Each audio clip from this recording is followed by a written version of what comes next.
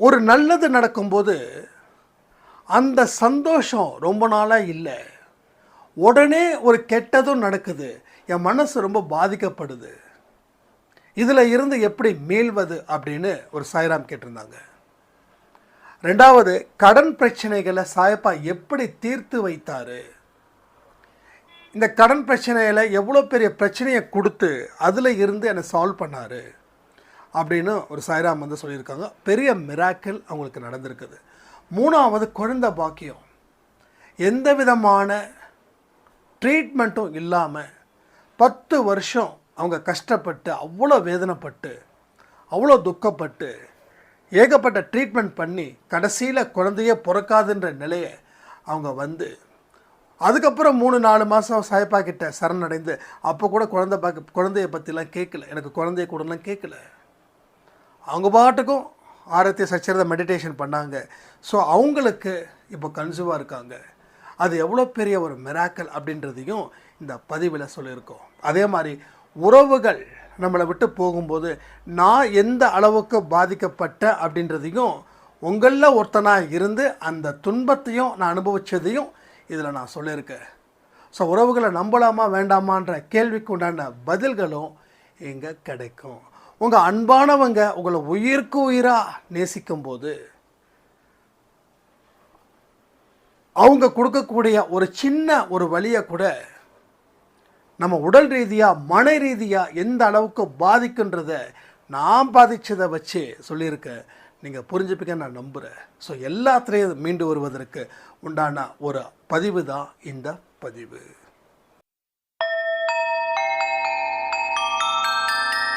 ஓம் சாயிரா சாயிரா, ஓம் சாயிரா சாயிரா, ஓம் சாயிரா சாயிரா, அன்பே சாயிரா, பேரன்பே சாயிரா, அகிலம் தளிக்க ஆத்மா விழிக்க அனுதினம் சாயிரா, எங்கள் அன்பே சாயிரா.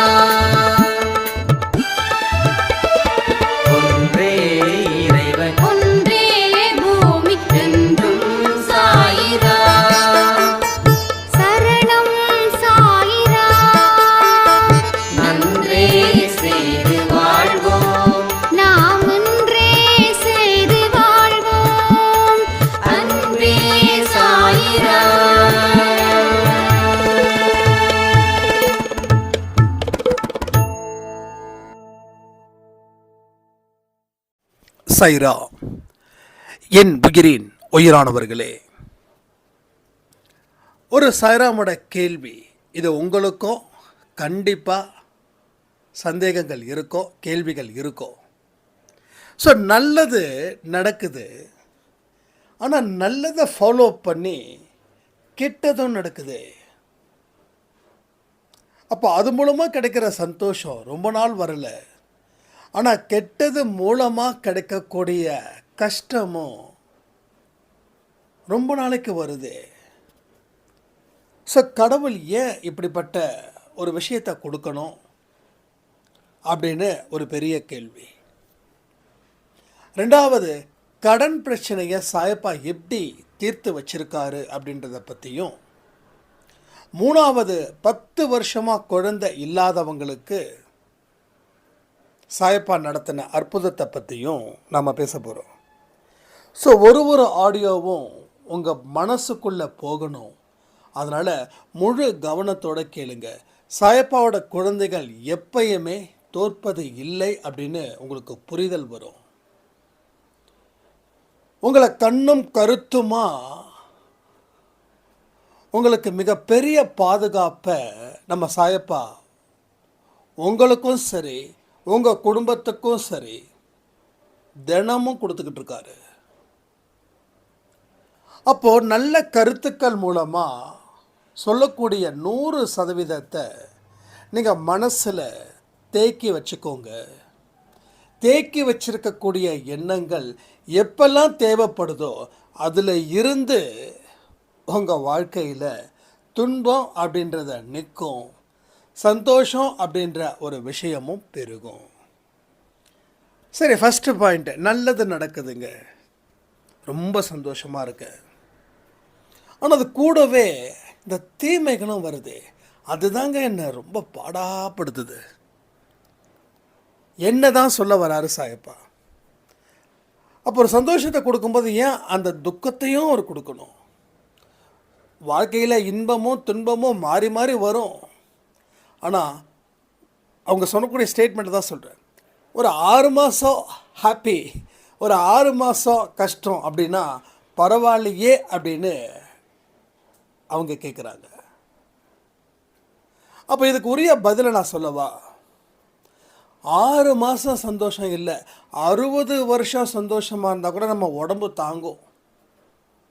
ரைட்டா? உடம்பு தாங்கும்.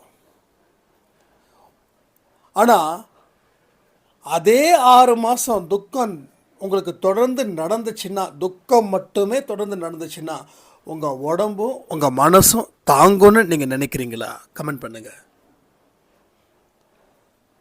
கடவுள் ஏன் ரெண்டுத்தையும் மாறி மாறி வச்சுருக்காருன்னா, நீ சந்தோஷமாக இருக்கும்போதே உன்னுடைய துன்பத்தையும் நீ அனுபவிச்சிடு. ஏன்னா நீ சந்தோஷமாக இருக்கும்போது உன்னோட உடலும் மனமும் தெம்பாக இருக்குது. அந்த தெம்பை வச்சு இந்த துன்பத்தையும் நீ கடந்துடு. ரைட்டா? ஸோ கடவுள் அவரோட கணக்கை நான் 0.1% தான் தெரிஞ்சிருக்கேன். எவ்வளோ? பாயிண்டில் 1% கூட இல்லை. எத்தனை ஜீரோவை நீங்கள் ஒரு புள்ளி வச்சு நீங்கள் நிறைய ஜீரோவை, இங்கே மேக்ஸில் இருக்கிறவங்களுக்கு தெரியும், அது உங்களுடைய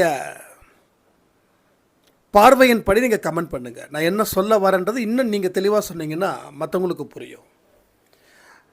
நான் சாயப்பாவோட கணக்கை இப்படி தான் தெரிஞ்சு வச்சுருக்கேன். ஒரு புள்ளி வச்சு நிறைய ஜீரோ, பக்கம் ஃபுல்லாக ஜீரோ, லாஸ்ட்டில் 1. அது 1% கிடையாது, 1%க்கும் ரொம்ப ரொம்ப ரொம்ப ரொம்ப குறைவானது. ஸோ அந்த அளவுக்கு தான் நான் தெரிஞ்சு வச்சுருக்கேன்.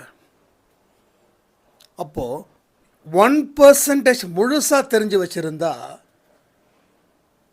செம்ம வாழ்க்கையை வாழலாம்ல. ஆனால் இங்கேயோ நிறைய பேர் மைனஸில் தெரிஞ்சு வச்சுருக்காங்க. இன்னமும் சில கூட்டம் நம்புது, சாமிக்கு பூஜை பண்ணால் பிரச்சனை தீரும் அப்படின்னு. நிறைய பேர் நம்புகிறாங்க. இந்த நம்பிக்கை கடைசியில் அவநம்பிக்கையாக போயிடுச்சு. ஒரு அம்மா சொல்கிறாங்க, 30 வருஷம் நான் பூஜை பண்ணுறேன், எல்லா சாமிக்கும் பூஜை பண்ணுறேன், ஆனால் எந்த சாமியும் கண்ணை திறந்து பார்க்கல.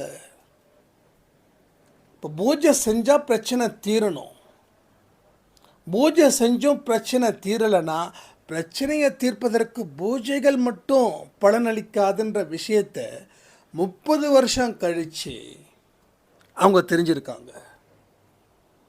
அப்போது கடவுளோட கணக்கு அவங்களுக்கு தெரியல. அந்த அம்மாவுக்கு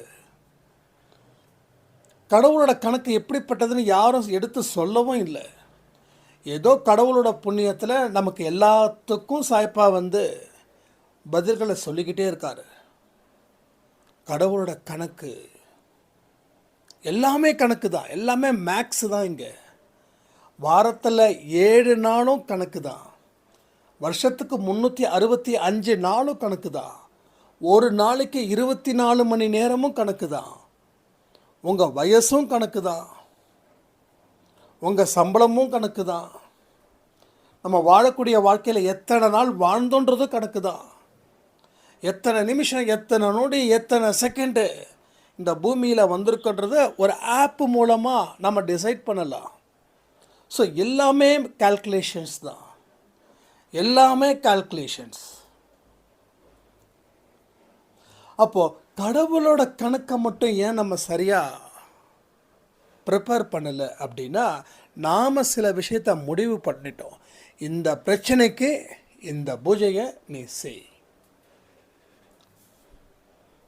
அப்போ இந்த சாமிக்கு நீ பூஜை செஞ்சுருக்க, பிரச்சனை தீரலையா, இதை விட ஒரு பவர்ஃபுல் சாமி இருக்குதான், அங்கே போய் பூஜை பண்ணு. அங்கேயும் பூஜை பண்ணி பிரச்சனை தீரலையா, அதை விட ஒரு பவர்ஃபுல் சாமி ஒன்று இருக்குது, அங்கே போய் பூஜை பண்ணு. ஸோ அங்கேயும் அந்த சாமி பலன் கொடுக்கலையா, இன்னொரு இடத்துல, இன்னொரு ஊரில், இன்னொரு ஸ்டேட்டில், அத்தனாவது தெருவில் ஒரு சாமி இருக்குது, அங்கே போய் பூஜை பண்ணு. அங்கேயும் நீ பண்ணது பலிக்கலையா, விரக்தி ஆயிடு. ஸோ நிறைய பேருக்கு அப்படி, இவங்க அந்த அம்மா மட்டும் சொல்லலை, நிறைய அம்மாக்கள், நிறைய அக்காக்கள் இருக்காங்க. ஸோ எல்லாருடைய ஸ்டேட்மெண்ட்டும் இப்படி தான் இருக்குது. என்ன தான் செய்கிறதுன்னு தெரியல. எல்லா சாமியும் கும்பிட்டாச்சு, எல்லா மதத்தில் இருக்கக்கூடிய கடவுளையும் வணங்கியாச்சு, ஆனாலும் பிரச்சனை தீரல. இது பல பேருக்கு இந்த விஷயங்கள் இருக்கு. அப்போ சாமியை தான் நீங்கள் கும்பிட்டீங்க, ஆனால் சாமியோடைய போதனைகளை, கோட்பாடுகளை, சாமியோட கொள்கைகளை நீங்கள் தெரிஞ்சுக்கவே இல்லையே. அதை தெரிஞ்சு சாமி கும்பிட்டுருந்தீங்கன்னா, எந்த சாமியை நீங்கள் முழு மனதாக நம்பிக்கையோடு அவருடைய கொள்கைகளை, அவருடைய உபதேசங்களை நீங்கள் கேட்டிருந்தாலும் இன்னைக்கு பிரச்சனை தீர்ந்திருக்கும். அப்போது கடவுள்கிட்ட நாம் நெருங்கின மாதிரி நெருங்கணும், ஆனால் நெருங்கியும் நம்மளால் புரிஞ்சிக்க முடியல.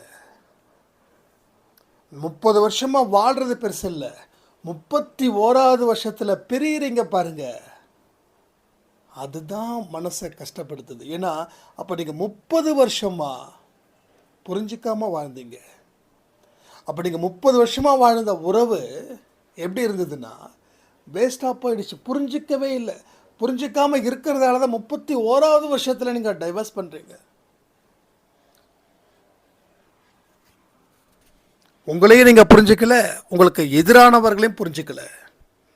ஸோ புரிஞ்சிக்காமல் போகும்போது தான் இங்கே பிரச்சனை ஸ்டார்ட் ஆகுது. அது கடவுளுக்கும் மனுஷனுக்கும் இருக்கக்கூடிய உறவாக இருக்கட்டும், இல்லை கணவனுக்கும் மனைவிக்குள்ளே இருக்கக்கூடிய உறவார்களுக்கு இருக்கட்டும், இல்லை நண்பர்களுக்குள்ளே இருக்கக்கூடிய உறவுகளாக இருக்கட்டும். ஸோ நெருங்கின உயிர் இப்போ பகை. ஸோ ஒன்ஸ் பகையாயிடுச்சுன்னா மறுபடியும் என்னதான் நெருக்கம் வந்தாலும் அந்த ஒரு விரிசல் விட்டது தான். விரிசல் விட்டது தான். அந்த விரிசலை சரி பண்ணணும்னா 2 பேரும் சரி நினைக்கணும். அப்படி இருந்தால் தான் அந்த விரிசல், நான் இப்போ சொல்கிறது உறவுகளுக்குள்ளே இருக்கக்கூடியதில்லை, கடவுளுக்கும் உங்களுக்கும் இருக்கக்கூடிய ஒரு விஷயத்த சொல்கிறேன். ஒரு விரிசல் விட்டுடுச்சு, கடவுள் ரெடியாக இருக்கார், ஆனால் நீங்கள் தயாராக இருந்தீங்கன்னா அந்த விரிசலே இல்லாத ஒன்றை உருவாக்கலாம். அதை தான் இப்போ நம்ம சொல்கிறோம். அப்போ எனக்கு ஏன் சந்தோஷம் வருது, ஏன் துக்கம் வருது அப்படின்னா, நீ சந்தோஷத்தை எவ்வளோ கொடுத்தாலும் நீ தாங்குவ, ஆனால் துக்கத்தை தொடர்ந்து கொடுத்தா நீ தாங்க மாட்ட. ஃபார் எக்ஸாம்பிள், இயற்கையை பற்றி பேசலாமா? சுனாமி பல வருஷத்துக்கு முன்னாடி வந்துச்சு இல்லை? அந்த சுனாமி அதிகபட்சமாக எவ்வளோ நேரம் இருந்திருக்கும்? ரொம்ப கம்மியான நேரம் தான் இருந்துச்சு. ஆனால் எத்தனை குடும்பங்கள், எத்தனை குழந்தைங்க, எத்தனை பெரியவர்கள் தனியாக நிற்கிறாங்க தெரியுமா? எத்தனை குழந்தைங்க. ஒரு டாக்குமெண்ட்ரி மூவி பார்த்தேன், கண்கள் கலங்குச்சு. அப்பா அம்மா இல்லை, ஒரே ஒரு 3-4 வயசு அந்த பெண் எவ்வளோ வலி, எவ்வளோ வேதனை. கஞ்சியோ கூழோ அப்பா அம்மாவோட முகத்தை பார்த்து நம்ம கிடக்கலாம், ஆனால் அப்பா அம்மா இல்லாமல் சுட சுட பிரியாணி சாப்பிட்டாலும் அது ஜீரணமாகாது இல்லை? அப்போது ஒரு துன்பத்துக்கு ஒரு சில மணி நேரம் இருக்கிற ஒரு துன்பத்தை அந்த சுனாமி கொடுத்துச்சு. பல வருஷம் இப்போ வரைக்கும் அந்த டாக்குமெண்ட்ரி மூவியில் அவங்களுக்கு கிட்டத்தட்ட கல்யாணம் ஆகி குழந்தை இருக்கு, கதறுறாங்க, கதறல் சவுண்டு. ஸோ நம்ம அன்பேசாய் குடும்பத்தில் இருக்கிறவங்களுக்கு இந்த மாதிரியான விஷயங்கள் உங்கள் குடும்பத்திலேயோ இல்லை உங்கள் சொந்தத்தில் நடந்திருந்தால் அழகாக கமெண்ட் பண்ணுங்கள். ஏன்னா ஒவ்வொருத்தவங்களோட வலியையும் மற்றவங்களுக்கு தெரிஞ்சாதான் நம்ம வலி பெரிய வலியே இல்லைன்னு அவங்க நினைப்பாங்க. அதுக்காக என்னோடய கஷ்டம் எப்போ குறைஞ்சிச்சின்னா, எப்போ கஷ்டப்படுறவங்கள நான் பார்த்து அவங்களுக்காக இறக்கப்பட்டனோ அப்போவே என் கஷ்டம் குறைஞ்சிச்சு. நமக்கெல்லாம் கடவுள் இவ்வளோ வச்சுருக்கிறாரு, ஒன்றுமே வைக்கல இவங்களுக்கெல்லாம். இவங்களுக்கு ஏதாவது செய்யணும்னு தாட்டு என்னைக்கு வந்துச்சோ அன்னைக்கு என் கஷ்டம் பறந்துடுச்சு. அதனால தான் நம்ம சொல்கிறோம், 1ஆம் தேதி ஆச்சுன்னா தயவு செய்து, நான் அடிக்கடி சொல்ல மறந்துடுறேன், ஏன்னா எனக்கு நாள் ஓடுறதே தெரியலைங்க. சீரியஸாக இந்த நேற்று தான் வியாழக்கிழமை வந்துருச்சு, அதுக்குள்ளேயே யார் காமன் டிபி வைக்கணும்னு இப்போ பேச்சு. ஏன்னா அந்தளவுக்கு வேகமாக போகுது வேர்ல்டு. இப்போ வேகமாக போகுதுன்னா நாம் பிஸியாக இருக்கிறோன்னு அர்த்தம். நாம் நினச்சி சந்தோஷப்படுறது தான் இது. சில பேர் நாளே போகலை அப்படின்வாங்க. நாளே போகலைன்னா அந்த நாளில் நீங்கள் எதையுமே செய்யலைன்னு அர்த்தம். நாள் வேகமாக போகுதுன்னா அந்த நாளை நீங்கள் கம்ப்ளீட் பண்ணுறீங்கன்னு அர்த்தம்.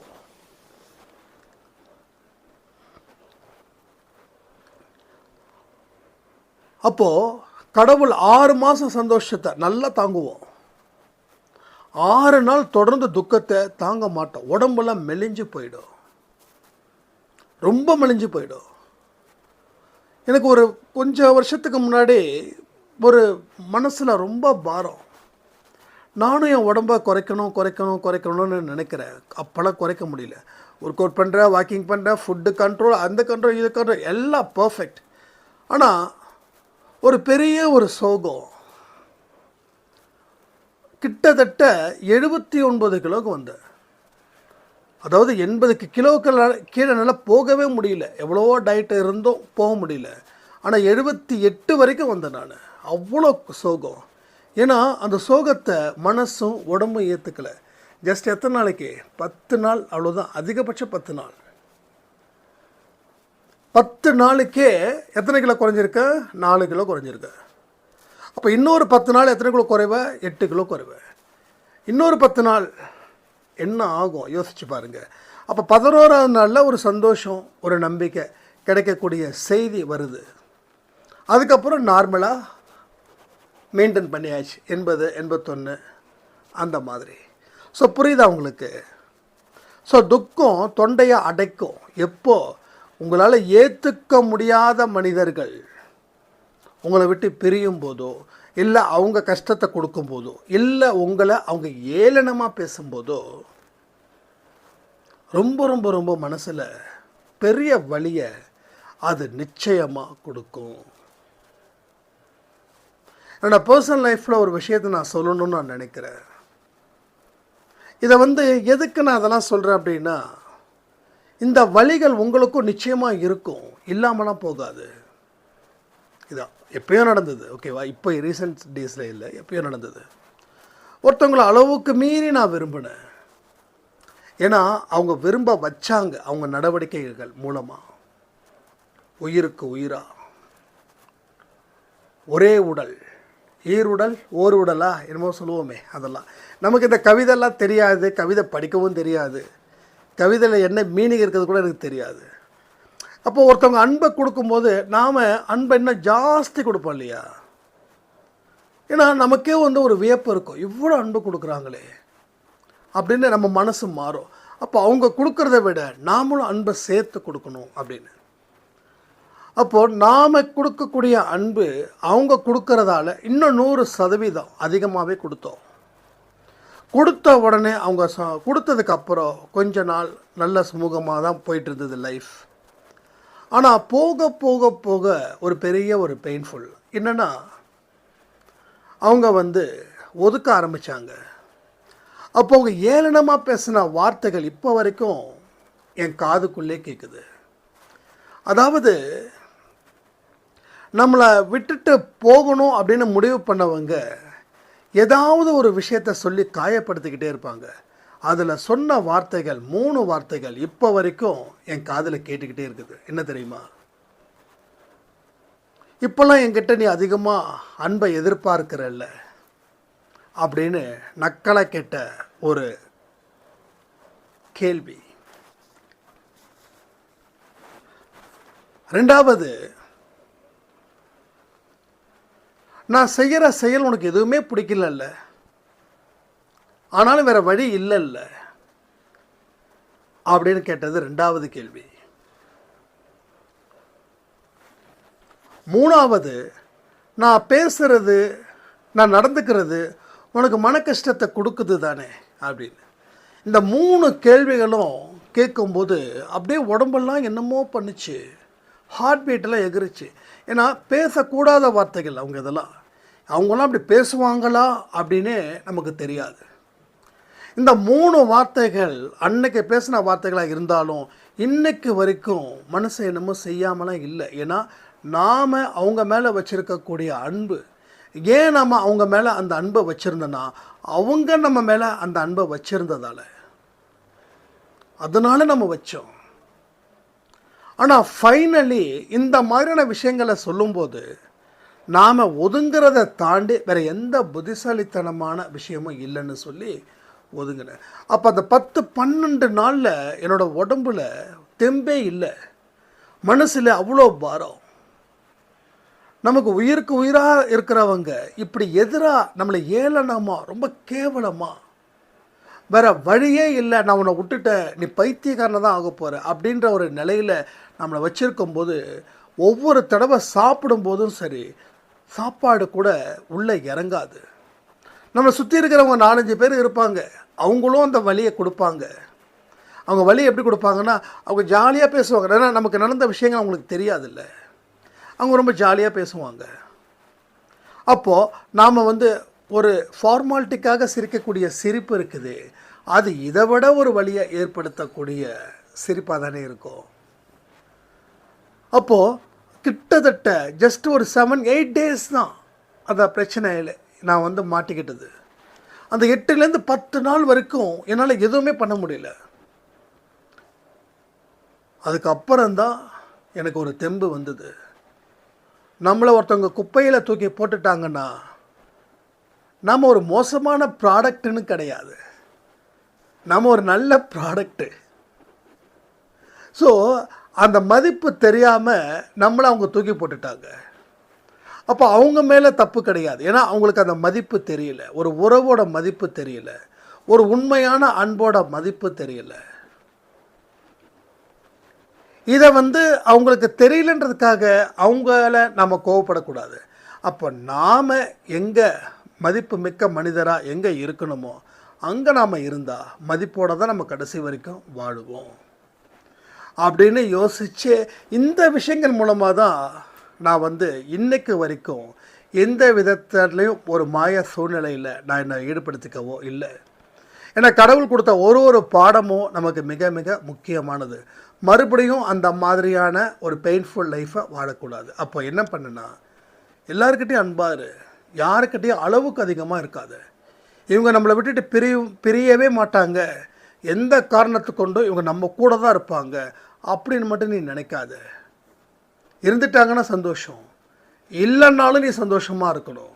ஸோ கடவுளை தாண்டி எங்கேயும் அளவுக்கு அதிகமாக அன்பு வைக்காத. அளவுக்கு அதிகமாக, அதாவது அன்பு வையே, ஆனால் அளவுக்கு அதிகமாக அன்பு வைக்காத. எப்படி 10 பேர் மேலே வைக்கிறியோ அதே 11வது ஆளாக அவங்களே பார்த்து அதே அன்பு வை, ஆனால் எதிர்பார்ப்பு இல்லாத அன்பு வை. அதான் அடிக்கடி இந்த உறவுகள் மூலமாக நான் பல பிரச்சனைகளையும் பல துன்பத்தையும் நான் தொடர்ந்து ஒரு 3-4 பிரிவுகள், இப்படிப்பட்ட பிரிவுகள் தான் இருந்தது. இப்படிப்பட்ட பிரிவுகள் நான் ஒன்று சொல்கிறேன், அன்பே சாயில் என்ன சொல்கிறனோ அதுதான் நான். அன்பே சாய்க்கும் எனக்கும் சம்பந்தம் இல்லாத எந்த ஒரு விஷயத்தையும் இது நாள் வரைக்கும் என் மனசும் நினச்சதில்லை, என் உடம்பும் செஞ்சதில்லை. ஏன்னா அந்த மாதிரி. அப்போது எனக்கு இருக்கக்கூடிய உறவுகளும் இந்த இடத்துல இருக்கணும், அப்படி இருந்தால் தான் ஒத்து போகும். அப்போ நான் இப்படி இருக்கும்போது, இன்னொருத்தங்க அப்படி இருக்கும்போது என்னால் அவங்களோட இடத்துக்கு மாற முடியல, அவங்களால என்னோடய இடத்துக்கு மாற முடியல. ஆக மொத்தம் ஒரு விஷயத்தை முடிவு பண்ணேன், தனியாக இருப்பதே மிகப்பெரிய ஒரு அதிர்ஷ்டம். ஏன்னா ஒரு பக்கம் பிஸ்னஸில், ஒரு பக்கம் ஸ்பிரிச்சுவலில் எவ்வளோ ஹாப்பியாக லைஃப் இருக்குது, சந்தோஷம் பொங்குது, அவ்வளோதான். நம்ம நினச்சதெல்லாம் நடக்குது, நம்ம நினச்சது மட்டுமே நடக்குது. அப்போ இன்னொருத்தங்களுக்கு கூட இருந்து அவங்களுக்கு பதில் சொல்லணுன்ற அவசியம் இல்லை, இன்னொரு பிரிவுன்றது இல்லை. ஏன்னா இருந்தால் தானே பிரிய. ஸோ இந்த மாதிரி இது வந்து என்ன ஆகுச்சுன்னா ஒரு ஸ்ட்ராங் பில்டப்பை கொடுக்குது, ஒரு ஸ்ட்ராங் பில்டப். அதுக்காக வந்து நான் இப்படியே இருப்பேனா இல்லை மேரேஜ் பண்ணுவேனா, அது சாயப்பாட விருப்பம். ஆனால் இனி சாயப்பா கொடுக்குறவங்கள தெளிவான மனநிலையில் கொடுப்பாங்கன்ற நம்பிக்கையும் எனக்கு இருக்குது. அவர் கொடுத்தா மேரேஜ் பண்ணலாம், இல்லைன்னா இப்படியே நிற்கலாம். ஏன்னா நம்ம கர்மா எப்படியோ அப்படிப்பட்டது தான் நம்ம வாழ்க்கையை உருவாக்கும். அந்த விஷயங்கள் மூலமாக தான் எனக்கு பல விஷயங்களை சாயப்பா எனக்கு புரிய வச்சாங்க. எங்கேயோ போயிட்டுன்னு நினைக்கிறேன். ஓகே, விஷயத்துக்கு வருவோம். அப்போ எந்த துன்பத்தையும் நம்மளால் அவ்வளோ சீக்கிரம் ஈஸியாக எடுத்துக்கவே முடியாது. இன்பத்தை எடுத்துக்கலாம், துன்பத்தை எடுக்கவே முடியாது. அதனால தான் கடவுள் வந்து இன்பத்தை கொடுக்கும்போது துன்பத்தையும் கொடுக்குறாரு. ஏன்னா இந்த இன்பத்தில் நீ இருக்கும்போதே சந்தோஷமாக இருக்க, பலத்தோடு இருக்க, உடல் பலமும் இருக்குது, மனபலமும் இருக்குது. அதனால தான் உனக்கு நான் துன்பத்தையும் கொடுக்குறேன். இந்த எண்ணத்தை நீங்கள் கடைப்பிடிச்சிங்கன்னா உங்கள் வாழ்க்கையில் நீங்கள் சூப்பரான மார்க்கை வாங்கிடுவீங்க. அதான் சொல்கிறேன், கடவுளோட கணக்கை நீங்கள் என்றைக்குமே கரெக்டான முறையில் கால்குலேஷன் பண்ணால் மட்டும்தான் அது நடக்கும். இல்லைன்னா அவ்வளோ விஷயங்கள் அப்படி நடக்க வாய்ப்பே கிடையாது. அப்போ நீங்கள் புரிஞ்சுக்கிட்டா பாஸ் ஆகிடுவீங்க. அப்போ இந்த விஷயத்தை நல்லா புரிஞ்சுக்கோங்க. நீங்கள் கேட்ட கேள்வி சூப்பர், ஆனால் அந்த பதில்கள் உங்களுக்கு போதுமானதாக இருக்குன்னு நான் நம்புகிறேன். உங்களுக்கு இதில் ஏதாவது சந்தேகங்கள் இருந்தாலோ இல்லை இதில் நீங்கள் என்ன புரிஞ்சுக்கிட்டீங்கன்றதோ கமெண்ட்டில் கமெண்ட் பண்ணுங்கள். ஏன்னா comment section is very very important. இல்லை கமெண்ட் பண்ண தெரியல அப்படின்னா வாட்ஸ்அப்பில் ஒரு ஆடியோ அனுப்பி விடுங்க.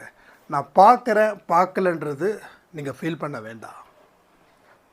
ஏதாவது ஒரு விஷயத்தில் சாயப்பா வந்து உங்களோட கருத்தை என்கிட்ட இணைப்பார். ஏன்னா சகலமும் நடப்பது இங்கே சாயப்பாவினால் மட்டுமே. அடுத்தது இந்த குழந்தை பாக்கியம். அதாவது 10 வருஷமாக அவங்களுக்கு குழந்தை இல்லை. நான் சொன்ன மாதிரி எத்தனையோ கோயில் என்னென்னமோ செஞ்சாங்க, என்னென்னமோ பண்ணாங்க. ஃபைனலி குழந்தை பிறக்காதுன்னு முடிவு பண்ணிட்டாங்க. முடிவு பண்ணதுக்கப்புறம் சாயப்பா மேலே நம்பிக்கையை மட்டும் ஆழமாக வச்சாங்க. அந்த குழந்தை பற்றி அவங்க திங்க் பண்ணவே இல்லை. ஏன்னா அவங்க அந்த முயற்சியை கைவிட்டுட்டாங்க. சரி ஓகே, இனி கடவுள் கொடுத்தது என்னமோ அப்படின்ட்டு. கிட்டத்தட்ட 2 மாதம் 3 மாதம் சாயப்பாக்கு ஆரத்தி, சச்சரிதம், மெடிடேஷன் ரொம்ப ஆக்டிவாக இருந்தாங்க. என்கிட்ட நிறைய விஷயங்கள் சொன்னாங்க. ஆனால் ஒரு காலத்தில் நான் ரொம்ப கஷ்டப்பட்டேன் குழந்தை இல்லைன்னு. ஏன்னா எனக்கு குழந்தை இல்லைன்ற கஷ்டம் எனக்கு நிறைய இருக்குது. ஆனால் அதை விட என்னை சுற்றி இருக்கிறவங்க என்னை வந்து பேசக்கூடிய பேச்சுக்கள் இருக்கே, அது ரொம்ப மோசமாக இருக்குது. என்னோடய கணவரோட வீட்டில் இருக்கிறவங்கெல்லாம் உண்மையிலே சொல்கிறேன், மனிதர்கள்னு சொன்னால் நான் நம்ப மாட்டேன். கொடிய மிருகங்களுக்கு கூட ஒரு நல்ல மனசு இருக்குது. ஆனால் இவங்களுக்கோ அதையும் தாண்டி அந்த மிருகமே இவங்களை பார்த்து பயப்படுற அளவுக்கு தான் என்னோடய மாமனார், என்னோடய மாமியார், என் கணவருக்கு கூட பிறந்தவங்க அவ்வளோ கேவலமாக, அவ்வளோ மோசமாக என்னை ட்ரீட் பண்ணுவாங்க. ஸோ இவங்களுக்காகவே எனக்கு குழந்தை பிறக்கணும்னு சொல்லி நான் அவ்வளோ தூரம் கடவுள்கிட்ட கேட்டேன். டாக்டர் சொல்லிட்டாங்க, உங்களுக்கு எத்தனையோ நம்ம முயற்சிகள் செய்தோமா, ஆனால் இனி வந்து வேண்டாம், நீங்கள் அந்த முயற்சி பண்ணி ஒவ்வொருத்தரும் தோல்வி அடையும் போது உங்களுக்கு சொத்தும் நிறைய போகுது. அது மட்டும் இல்லாமல் அவங்க அப்பா அம்மா வந்து கிட்டத்தட்ட நிறைய இடத்த விற்று தான் இவங்களுக்கு ட்ரீட்மெண்ட்டே பண்ணியிருக்காங்க இந்த 10 வருஷமாக. எப்படியாவது வந்து ஒரு பேர குழந்தைய பாத்திர முடியாதா அப்படின்னு சொல்லி.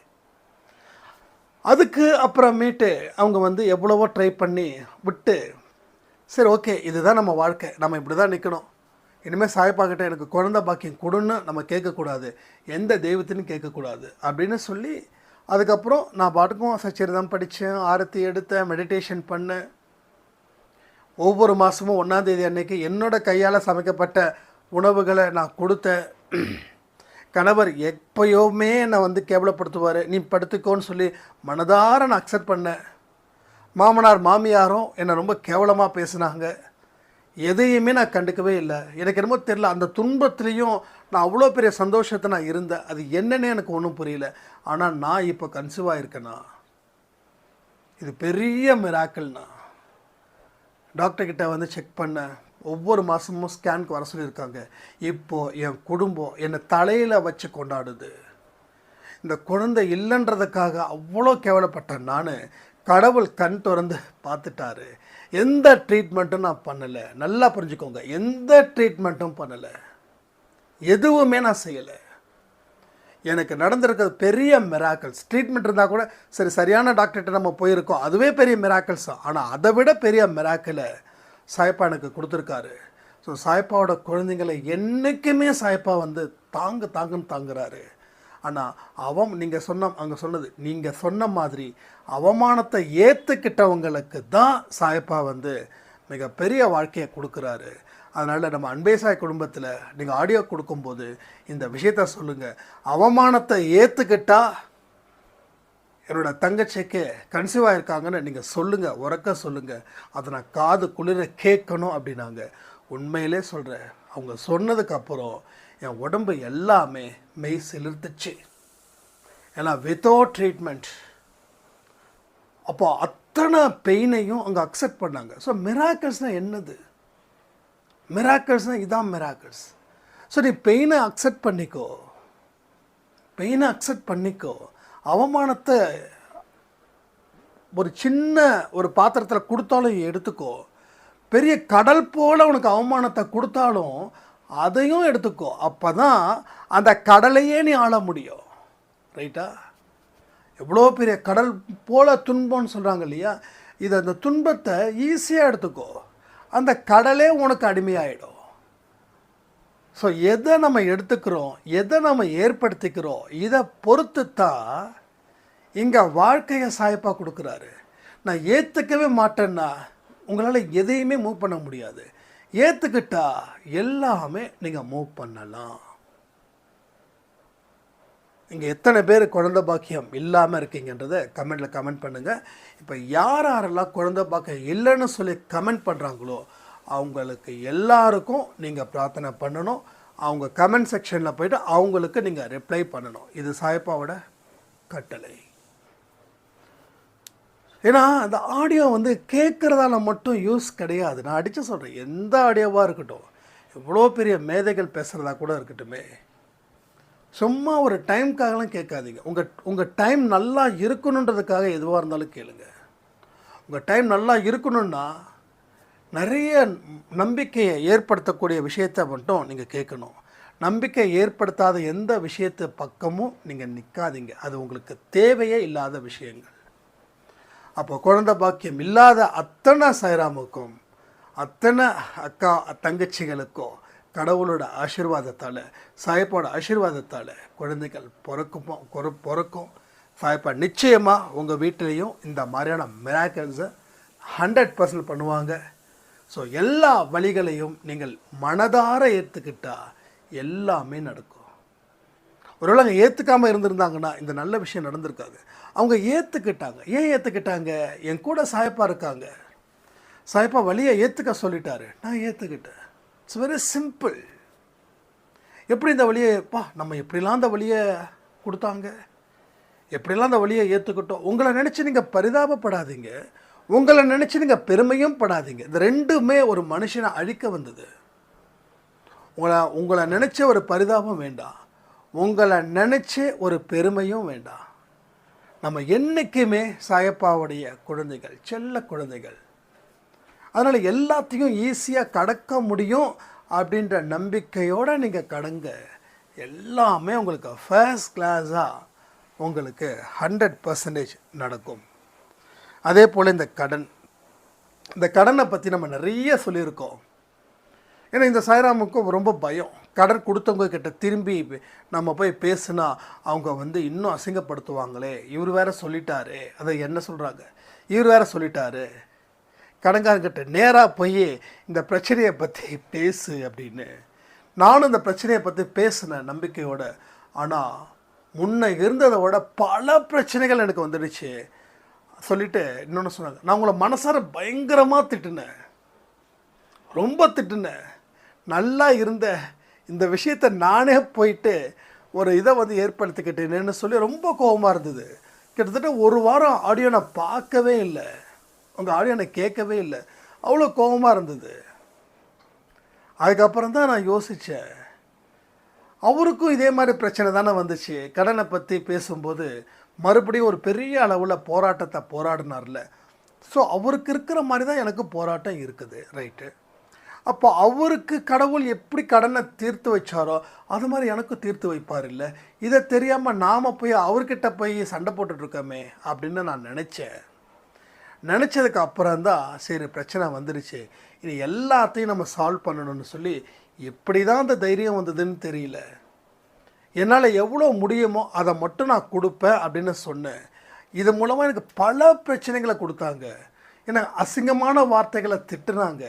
எதற்கும் நான் பதில் சொல்லலை.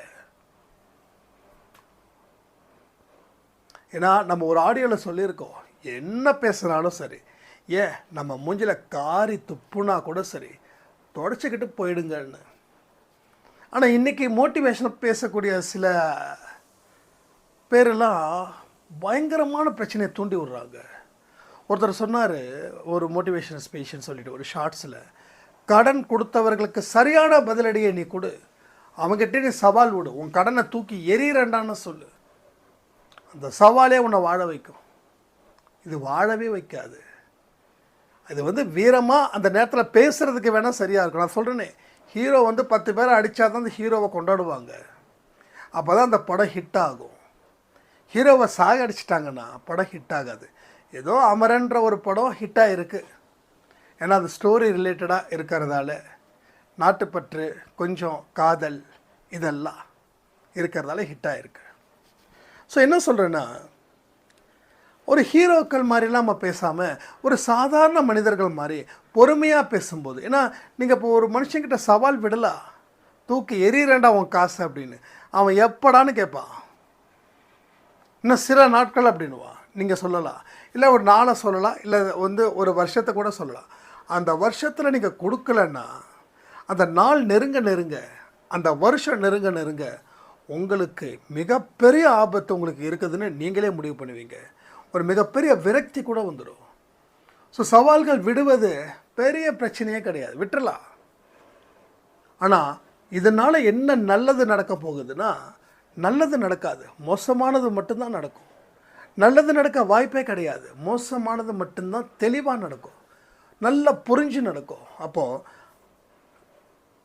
இவங்க நம்ம அன்பே சாயில் சொன்ன மாதிரி காரி துப்புனா கூட தொடச்சிக்கோங்க, ஏன்னா நாம் கடன் வாங்கியிருக்கோம் அப்படின்னு.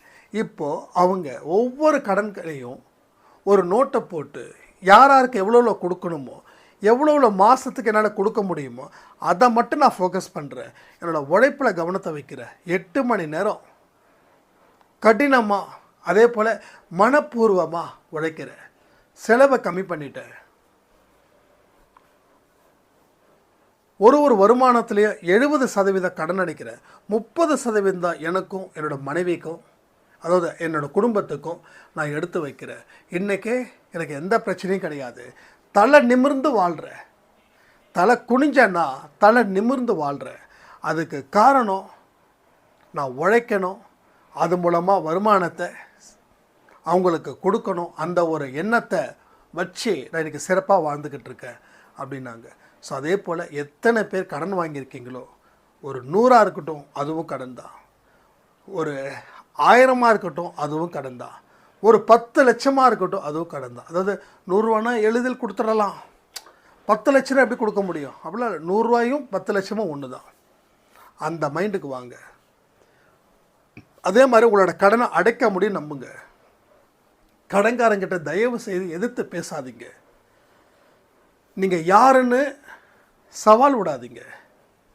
நான் உன்கிட்ட வாங்கினது தான், நான் கண்டிப்பாக கொடுக்க போவது தான்.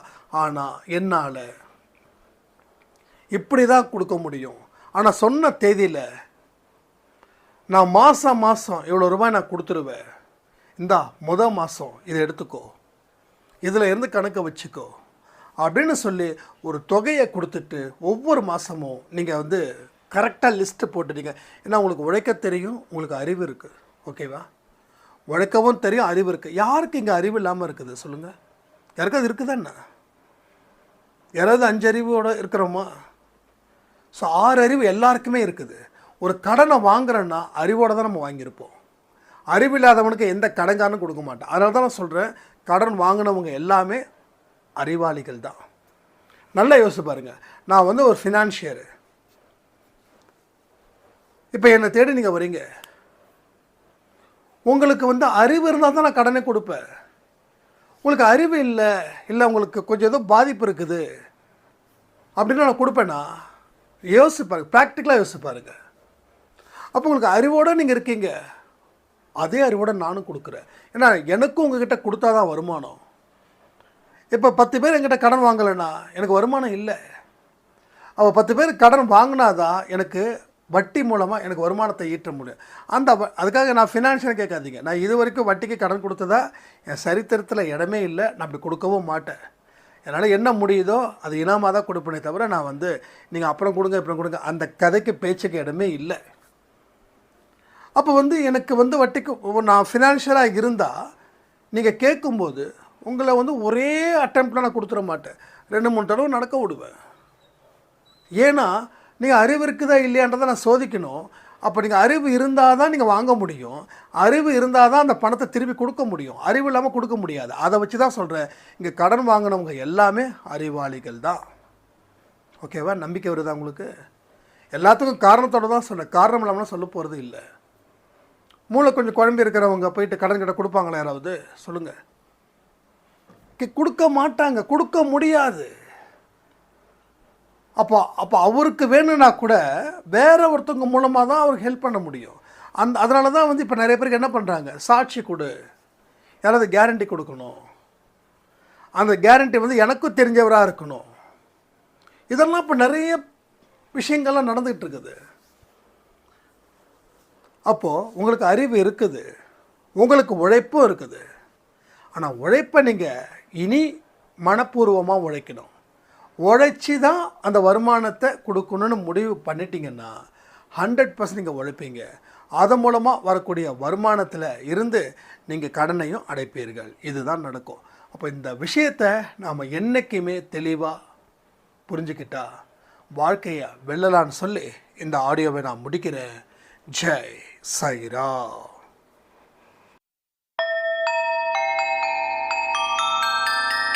ஓம் சாயிரா சாயிரா, ஓம் சாயிரா சாயிரா.